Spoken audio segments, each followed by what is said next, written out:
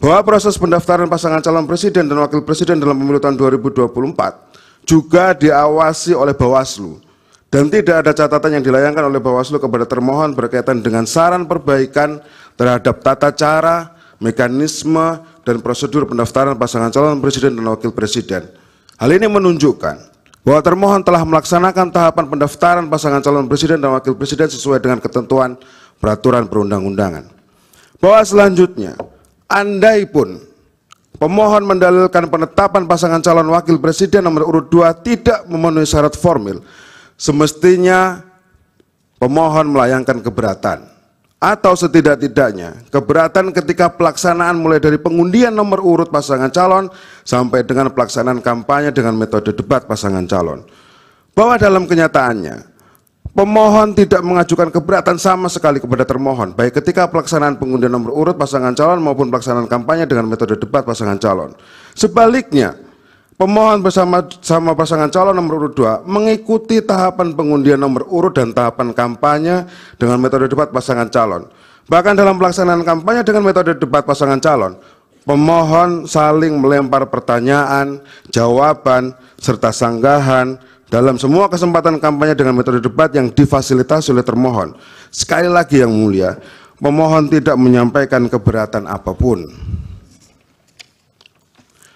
Bahwa tampak aneh apabila pemohon baru mendalilkan dugaan tidak terpenuhinya syarat formil pendaftaran pasangan calon presiden tahun 2024 setelah diketahui hasil penghitungan suara.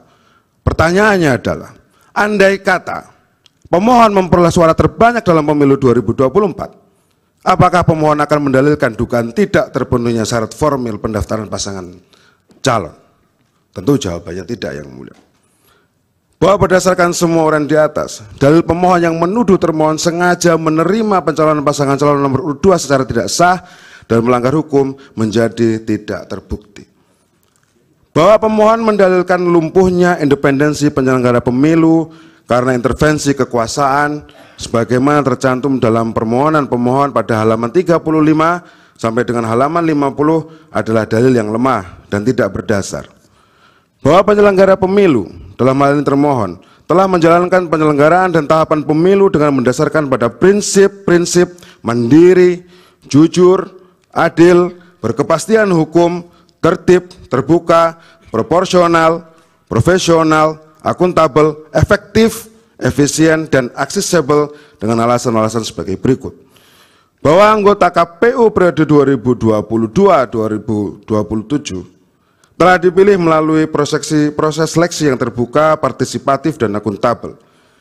Bahwa sebagai bagian dari proses seleksi yang terbuka, partisipatif, dan akuntabel, dibentuklah tim seleksi KPU dan Bawaslu tentunya, yang didasarkan pada keputusan Presiden nomor 120/P tahun 2021 tentang pembentukan tim seleksi calon anggota KPU masa jabatan tahun 2022-2027 dan calon anggota Bawaslu masa jabatan tahun 2022-2027.